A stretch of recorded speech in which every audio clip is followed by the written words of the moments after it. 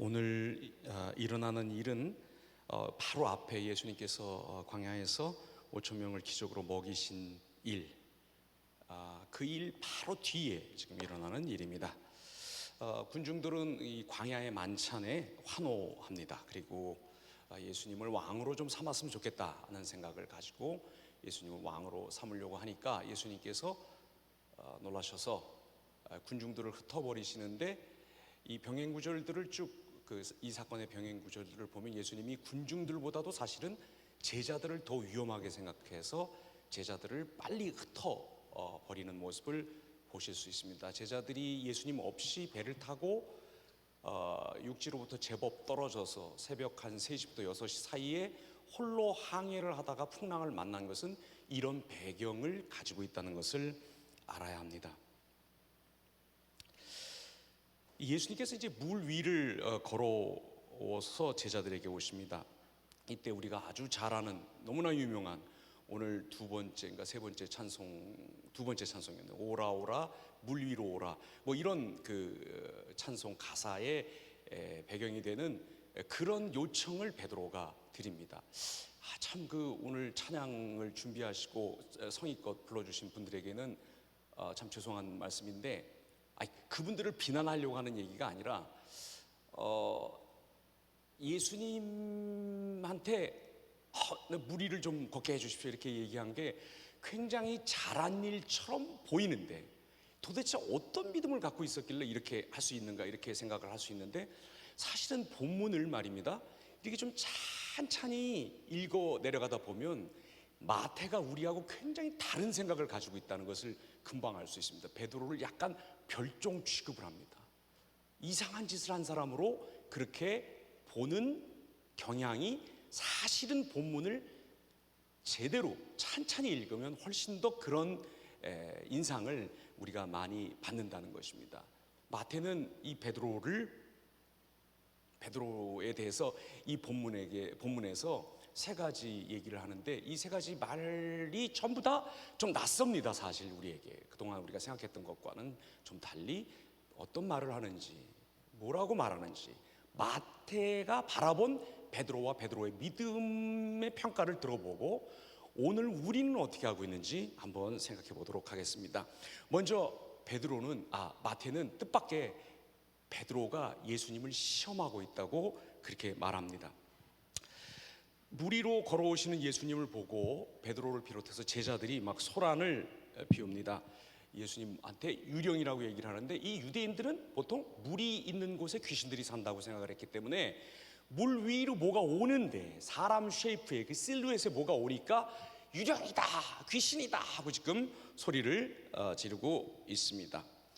근데 여기 보니까 14절에 즉시란 말이 제법 여러 번 나오는데, 22절에 즉시 제자들을 재촉하사 자기가 무리를 보내는 동안이라고도 말했고, 27절에 보니까 예수께서 즉시 이르되 안심하라, 나니 두려워하지 말라고 말씀하고 있습니다. 예수님이 제자들이 이 물 많은 데로 사람 모양이 오니까 귀신이다, 유령이다 하고 놀라고 있으니까 좀 생각을 한참 해보신 뒤에 얼마나 놀라는지 한번 보자, 이렇게 생각을 하신 후에가 아니라 즉시 제자들에게 반응하셨다는 것입니다. 어떻게 반응하십니까? 나다라고 말씀하시고 안심하고 두려워하지 말라고 말씀해주고 계십니다. 그때 베드로가 그 유명한 28절을 말합니다. 베드로가 대답하여 이르되 주여, 만일 주님이시거든 나를 명하사 물 위로 오라 하소서 하니 하고 말합니다. 이야, 진짜 대단한 믿음이다. 얼마나 믿음이 좋으면 이런 제안을 예수님께 할 수 있을까? 아까 말씀드린 것처럼 본문을 찬찬히 보면 마태는 우리랑 좀 다른 생각하고 있습니다.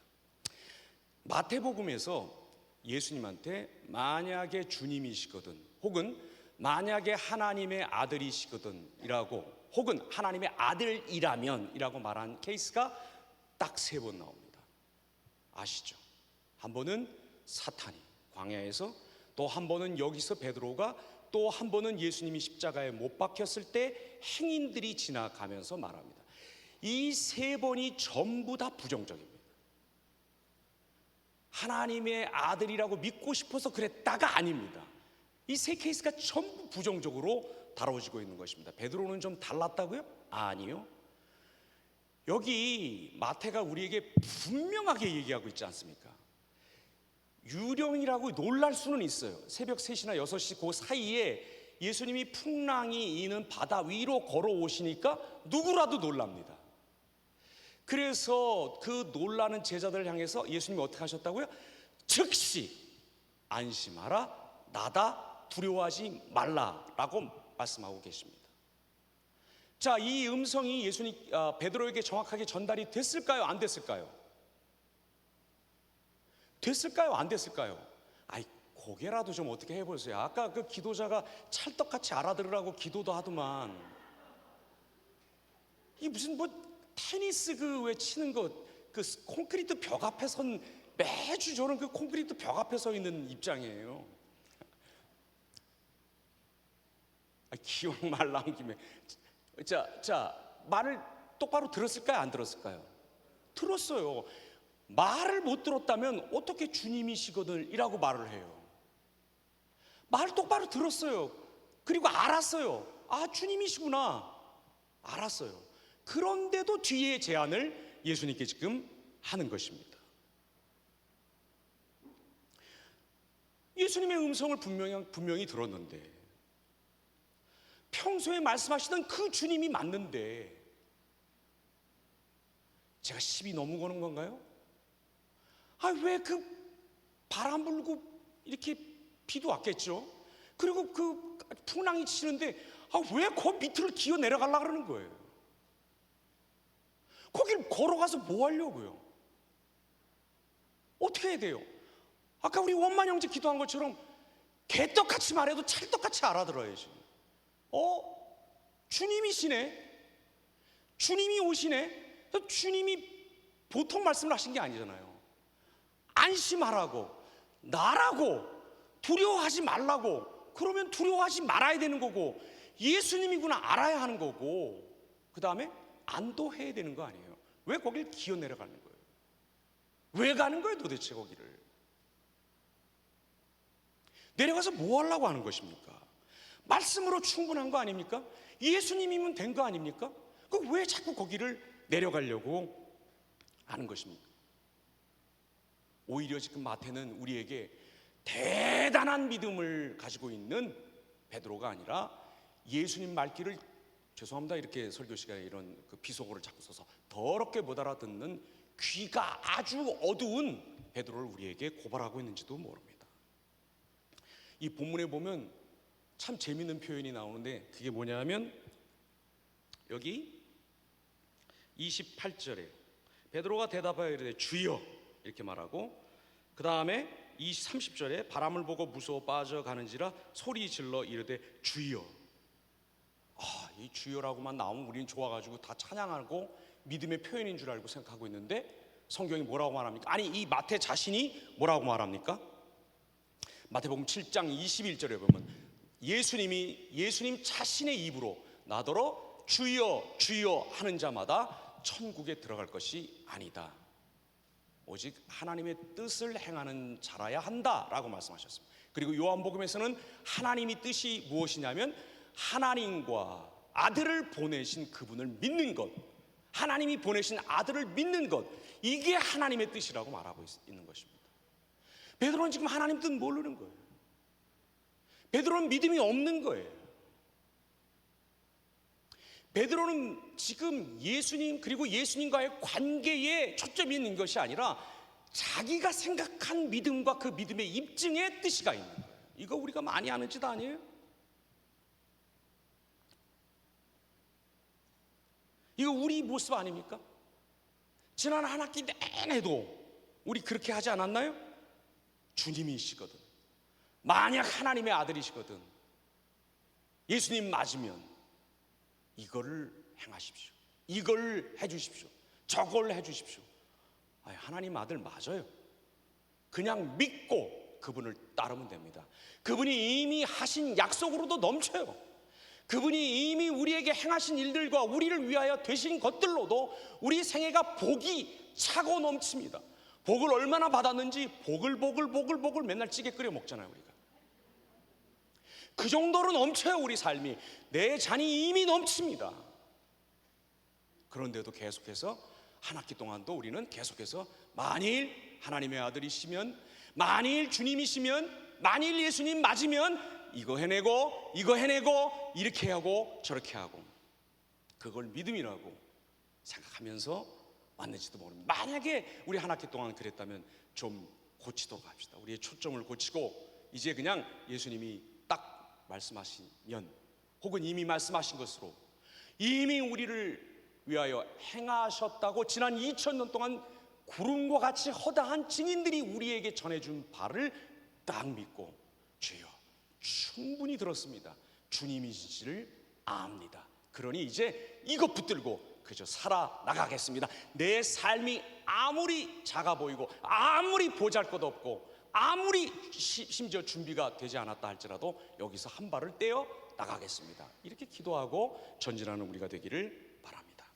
두 번째, 이건 진짜 깜짝 좀 놀랄 얘기인데, 마태는 우리에게 예수님의 명령을 듣고 있는 베드로가 아니라 예수님께 명령하고 있는 당돌한 베드로를 말하고 있습니다.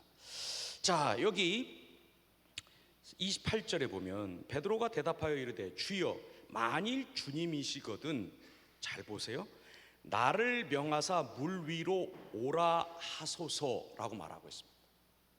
지금 예수님한테 저한테 명령하세요 라고 말은 그렇게 하고 있지만, 실제로 누가 누구에게, 지금 이게 베드로가 예수님한테 부탁을 하고 있는 겁니까? 베드로가 예수님께 주님이 명령하시면 제가 그 명령이 어떤 것이든지 행할 준비가 되었습니다, 종이 여기 있나이다, 나를 보내소서, 이렇게 말하고 있는 겁니까? 아닙니다.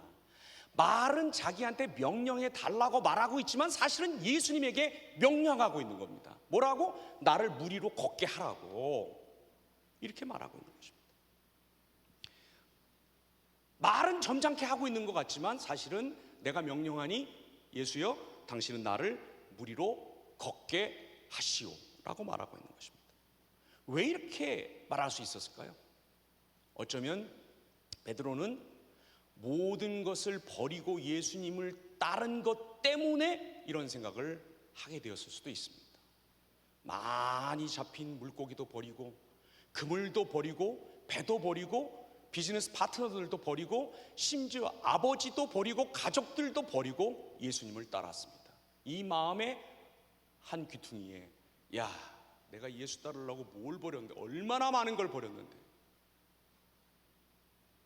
내가 얼마나 예수 따르느라고 지금 손해를 보고 있는데, 내가 리더하느라고, 내가 지난 한 학기 동안에도 소그룹 들어가느라고, 그 재미없는 거 하느라고 내가 얼마나 많은 희생을 치렀는데, 내가 얼마나 많은 걸 했는데, 내가 영혼 사랑하느라고 내가 얼마나 많은 걸 버렸는데, 이런 생각을 하고 있는지도 모릅니다.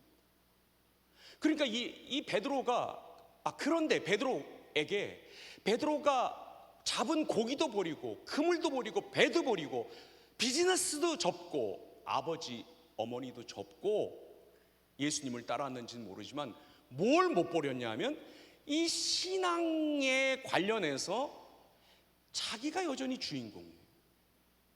자기가 주체예요. 예수님은 자기를 비춰주는 조명이에요. 자기가 주인공이에요. 그래서 신앙의 열매와 결실은 항상 예수님이 나한테 뭐를 했나 안 했나, 나한테 뭘 줬나 안 줬나 하는 것, 그것으로 자기 신앙의 정당성을 입증하려고 하는 그런 마음이 베드로에게 아직 여전히 심각한 정도로 있다는 걸 보여주는 게 바로 명하사 물 위로 걸어오게 하라니까요 라고 말하고 있는 것입니다. 이거는 부탁이 아닙니다. 이거는 믿음이 아닙니다. 이거는 신앙이 아니고 이거는 고백이 아닙니다. 이건 제자도가 아닙니다. 이건 내가 돕니다. 내가 하고 싶은 대로 하는 것입니다. 예수님을 주님이라고 주여라고 부르면 뭐합니까? 내용은 종인데 주여라고 말하고 있지만 사실은 종아라고 말하고 있는 것입니다. 내 이 정도 했는데 당신도 나를 이 정도는 도와줘야 되는 거 아니냐, 이렇게 말하고 있는 것에 불과한 것입니다. 이거 역시 우리가 예수님께 많이 한 말이고 많이 하고 있는 말입니다. 나를 명하사 결혼하라고 하소서. 아니, 저 형제를, 마음에 드는 저 형제를 명하사 나를 좋아하라고 하소서. 청년부에서 갓 올라온 38살 된, 아니 37살 잘못 호족이 돼서 사실은 36살 그 자매가 나를 좋아하라고 주께서 명하소서. 밤에 꿈에 주의 사자로 현몽하옵소서. 주여, 주여라고는 부르죠. 꼭 나에게 명하사 성공하라고 하소서. 주여, 나에게 명하사 예뻐지라고 하소서. 주여, 나에게 명하사 건강해지라고 하소서. 나에게 명하사 승리하라고 하소서. 성공하라고 하소서. 지난 한 학기 내내 했던 말이고, 또 지금 아직도 우리가 하고 있는 일이고, 앞으로도 이런 말씀을 듣고도 정신 차리지 않으면 신앙이라고 하는데 계속 예수님을 주여라고 부르는데 그 내용이 전부 예수님 종놈으로 부리는 그 일, 이 어색하고 맞지 않고 조금도 안 되는 일. 아니, 차가 사람을 태우고 가야지 갈 거 아닙니까? 사람이 차를 끌고 있는 일, 내가 주님을 끌고 있는 그 맞지도 않고 어색하고 되지도 않은 일을 신앙의 이름으로 그걸 끙끙거리면서 앞으로도 또 할 거 아닙니까? 우리가 그렇게 하지 말라고 신앙이 제일 좋다고 여겨지는 예수님의 라인맨, 오른쪽 편에 있었던 이 용감한 이 사람 베드로를 통해서 우리에게 그 그림자, 어두운 그림자를 보여주시는 거 아닌가 하는 생각이 듭니다. 혹시 이 말씀을 들으면서 그럼 뭐 다 실패하라는 얘기인가? 결혼도 하지 말고 뭐 다 그냥 망하고 다 그냥 쫄쫄 굶고 그러면 사택 당신 집 앞에 가가지고 뭐 그럼 뭐 수키 껍질이라도 벗길까? 뭐 이러라는 뜻이 아닙니다. 우리는 아까 형제님 기도하신 것처럼 돈을 구할 수 있고, 아니 구해야 하고, 건강을 구해야 하고, 배우자를 구해야 합니다. 하지만 이런 멘탈리티를 벗어버려야 되는 것입니다. 나에게 명령하사라고 공손한 듯이 얘기하고 있지만, 주님의 주권을 인정하고 있는 것처럼 말을 하고 있지만 속으로는 불안과 의심과 불신이 가득해서 안 줄 때를 대비한 액션 플랜 B를 늘 생각하고 있는 우리. 그러지 말고 주님, 어떤 일이 일어나든 무슨 일을 행하시든 누구를 만나든 어떻게 내 인생이 춤추든 주님은 하나님이십니다. 주님은 이 어둠 속을 뚫고 제게 오시는, 우리에게 오시는 참 높으신 하나님이십니다. 주의 뜻이 제게 이루어지는 것이 저의 선입니다. 저의 소원입니다. 저의 목적입니다. 그게 제가 가장 저답게 되는 길입니다. 그게 저의 업적이고 그게 저의 성취입니다. 주여, 그 일을 행하시옵소서. 이렇게 기도하고 정말 맑고 밝고 가벼운 마음으로 주님을 한번 따라가는 우리가 되기를 바랍니다. 여러분이 전부 앉으셔서 아멘을 하셨지만 당신부터 하면 우리가 그렇게 하겠소 라고 굳게 결심하고 계시는 모습을 또한 봅니다. 마지막 세 번째는 거부하는 베드로입니다. 자, 여기 보니까 뭐 바람에 빠져들어가고 이건 놔두고 32절 배에 함께 오름에, 얘가 이제 막 빠져들어가니까 이제 잡아서 배에 함께 오름에 바람이 그치는지라. 자, 33절 잘 보십시오. 배에 있는 사람들이 예수께 절하며 이르되 진실로 하나님의 아들이로소이다 하더라. 이렇게 본문이 끝나고 있습니다.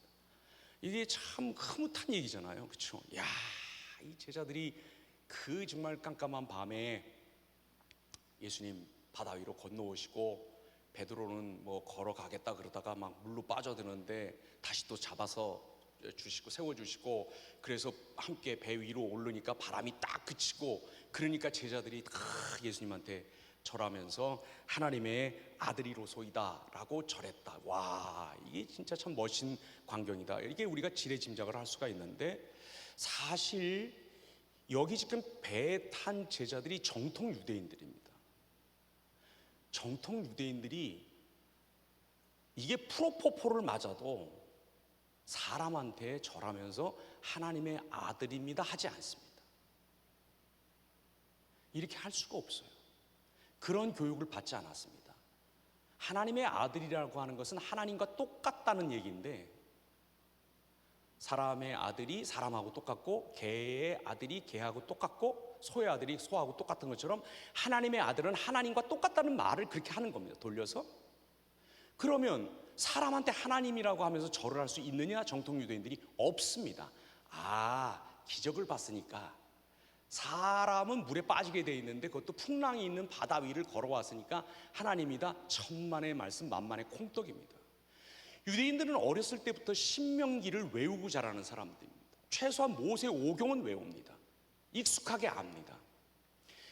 모세 오경, 특별히 이 법전서들에서 내내 가르치는 규례들이 뭐냐면, 기적을 일으킨다고 해서 참선지자가 아니라는 겁니다. 기적을 일으켰다고 하나님의 사람이 아니라는 교육을 받습니다. 하나님의 사람인지 선지자인지 아닌지를 알아보는 길이 하나 있는데, 그건 뭐냐면, 기적을 행하더라도 그 기적이 앞서 주신 하나님의 말씀에 위배되면 거짓 선지자니까 끌어내다가 돌로 쳐 죽이라고 했습니다. 그 교육을 아기 때부터 귀에 못이 박히도록 듣고 자란 사람들입니다.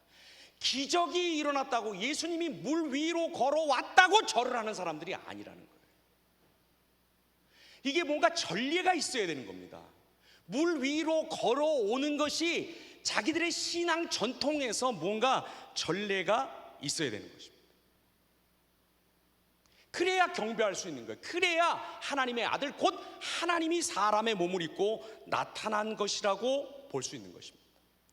어떻게 해서 이 제자들이 그렇게 할 수 있었을까요? 아까 말씀드렸죠. 바로 이 전에서 어떤 사건이 일어났습니까? 광야에서 만찬을 행해 주셨어요. 예수님이 떡이 많아서, 물고기가 많아서 행하신 것이 아니라 지극히 없는 가운데서 광야에서 5천 명을 먹이고 12광주리를 남게 하셨다는 거예요. 이게 무슨 말입니까? 예수님이 누구라고 알아보기 시작했을 수도 있다는 얘기입니까?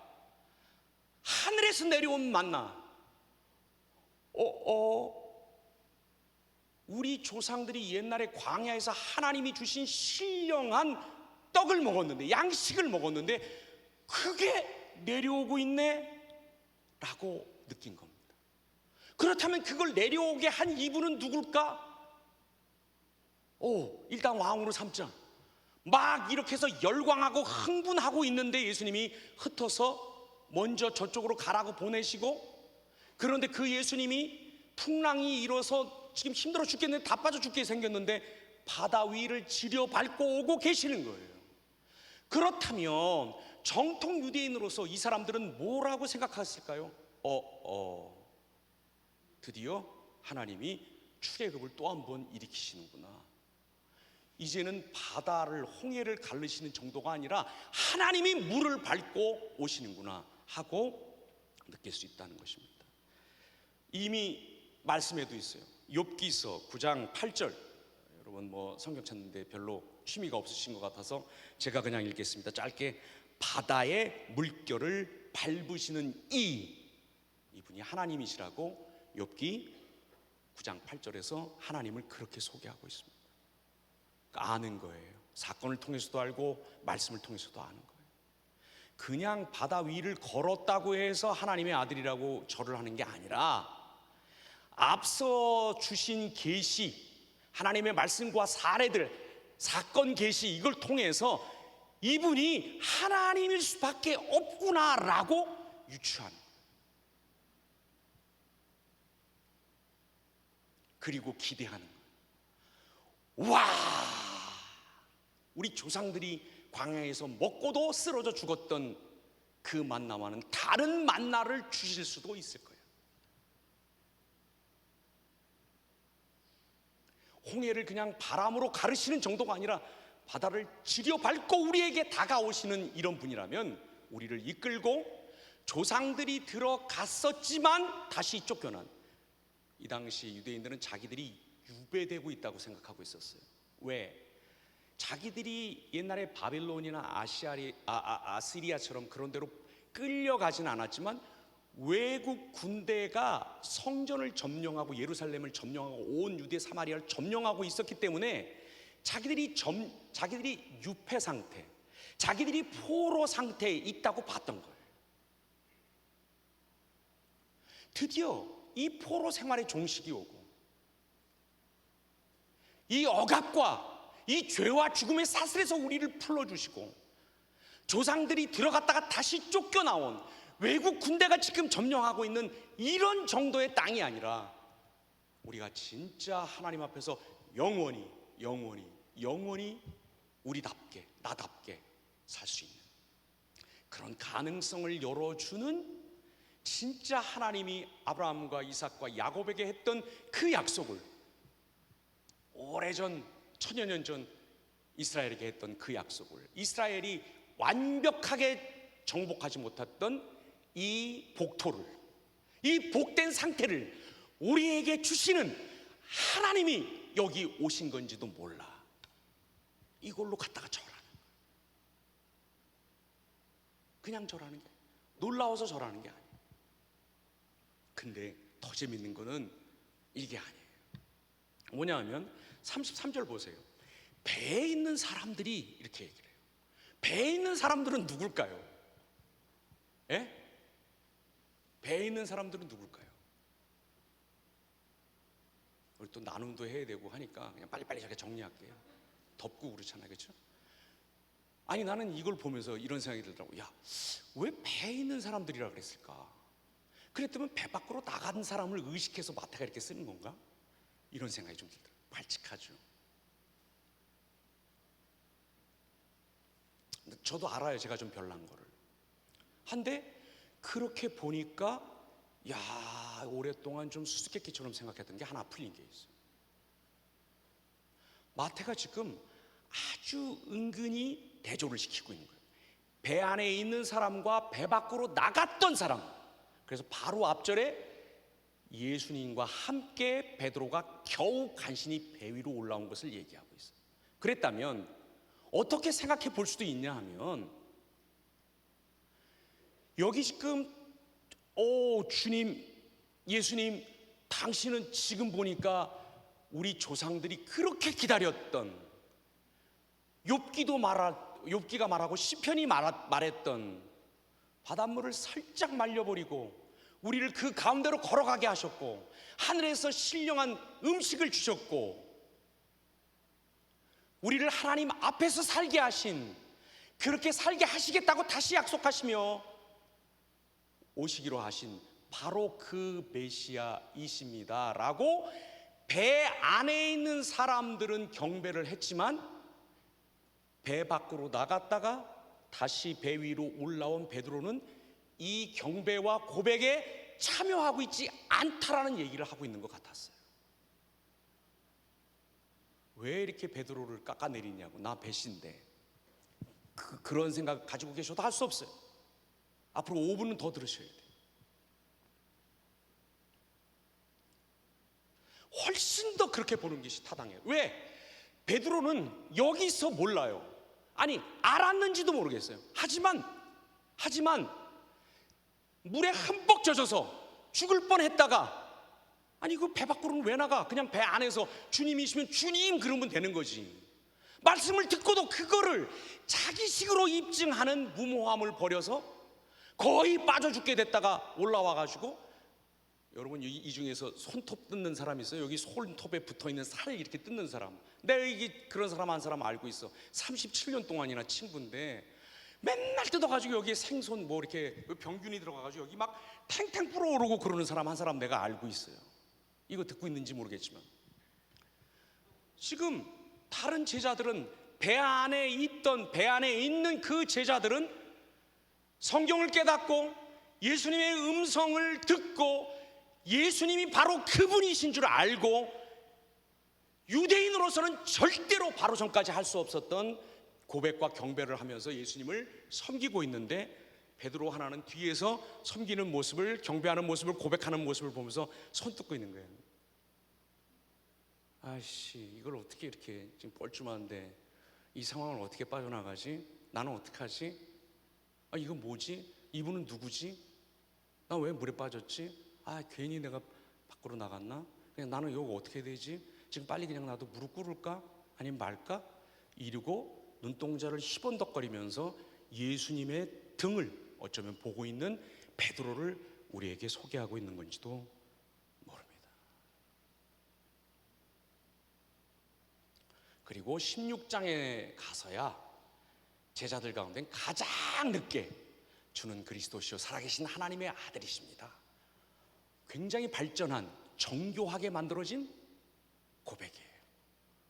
지금 생각하니까 이 구절을 이렇게 보면서 생각하니까 그럴 수 있겠구나. 왜?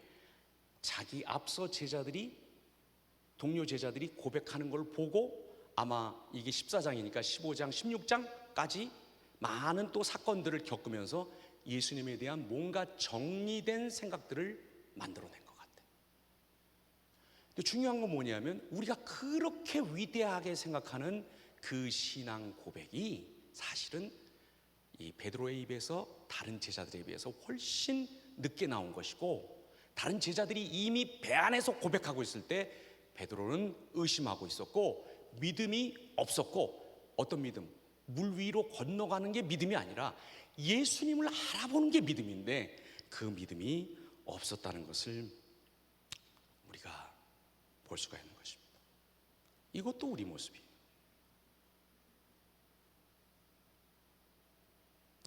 말 돌리지 않고 얘기하겠습니다. 여기 아직 예수님을 이 배 안에 있던 사람들처럼 바로 전까지만 해도 그렇게 할 수 없었는데, 이 예수님이 예수님이시니까, 하나님이시니까 하나님을 이렇게 내가 받아들이고 고백할 수밖에 없다라고 생각하지 아직 못하는 분들, 왠지 그렇게 하면 지금까지 이렇게 고상한 척하고 고고한 척하고 뭔가 다른 사람들과는 다른 차원이 있는 것 같고, 나는 뭔가를 더 많이 이렇게 특별하게 특수하게 계시를 받아야 하나님을 믿을 수 있는 것 같고, 아니 그렇게 받고 있는 것 같고, 그런 것 때문에 우리도 다른 사람들이 은혜 받으며 지금 이 집회에서도 하나님을 하나님으로 고백하고 하나님이 주신 하늘의 힘으로 살아갈 힘을 얻고 있는 사람들 옆에서 혹은 그 뒤에서 손톱을 물어뜯으면서 고개를 갸웃거리면서 의심의 눈초리를 보내면서 쟤들 왜 저래? 뭘 안다고 저래? 자기들이 뭘 안다고 기도야? 뭘 안다고 성경이야? 뭘 안다고 선교야? 뭘 안다고 하나님의 뜻이야? 이루고 있었다면, 아니 이루고 있었는데 오늘 이 시간에 그냥 사람들 사이에 섞여서 그들이 은혜 받을 때, 그 사람들이 고백할 때 우리도 그냥 무릎 꿇고 주는 그리스도십니다, 하나님의 아들이십니다, 이 얘기가 그리스도라는 얘기예요. 베드로가 처음 한 말이 아니에요. 그때 같이 그냥 고백해야 한다는 겁니다. 그게 우리에게 훨씬 더 맞는 일입니다. 그게 우리에게 훨씬 더 어울리는 일입니다. 아니, 예수님이 그럴 자격이 있는 분입니다. 지금 이 시간에 혹시 배 밖으로 나갔다가 물에 흠뻑 젖어서 이걸 뭐라 그래야 되지? 어떻게 해야 되지? 이 순간은 또 어떻게 빠져나가야 되지? 내가 어떻게 해야 좀 남하고 달리 좀 멋있는 사람으로 이렇게 좀 보이지? 끝까지? 이거 빨리 접고 더 알아볼 게 있는 척, 더 시험해 볼 게 있는 척, 더 고상한 척 괜히 팔짱 끼고 뒤에 앉아서 머리 열심히 굴리지 말고, 오늘 이 순간 이 자리 이 시간 여기까지 바다를 밟고 찾아오신 예수님, 하나님, 그분 앞에 무릎 꿇고 경배하는 우리가 되기를 바랍니다. 시편 78편 12절에서부터 13절 제가 한번 읽어드리겠습니다. 옛적에 하나님이 애굽 땅 소안 들에서 기이한 일을 그들의 조상들의 목전에서 행하셨을 때 그가 바다를 갈라 물을 무더기 같이 서게 하시고 그들을 지나가게 하셨으며, 첫 번 출애굽 때 하나님은 바다를 가르셨습니다. 이 두 번째 출애굽 때 바다를 가르시는 정도가 아니라 바다 위를 걸어 오십니다. 그 뒤를 따르는 하나님의 신령한 백성들 되기를 바랍니다. 갈라진 바다를 통과해서 가나안에 들어간 사람들은 가나안에서 쫓겨났습니다. 가나안에 외국 군대들이 있습니다. 바다를 밟고 오시는 이 전능하신 하나님, 우리를 사랑하시는 하나님, 철저하게 우리 안에 계시며 우리가 되기를 소원하시는 하나님, 우리가 함께 계시려고 하시는 이 하나님과 함께 다시는 쫓겨나지 않을 가나안 땅을 차지하시고, 그곳에서 세상 사람들이 아무리 뭐라 해도, 누가 뭐라고 평가해도 하나님이 이미 알아주시고 이미 인정하시는 하나님과 우리의 관계를 붙들고 믿음으로 우리에게 맡겨진 작아 보이나 위대한 삶, 그 삶을 살아가는 우리 모두가 되기를 간절히 바랍니다. 나누고 또 찬송하고 하십시다.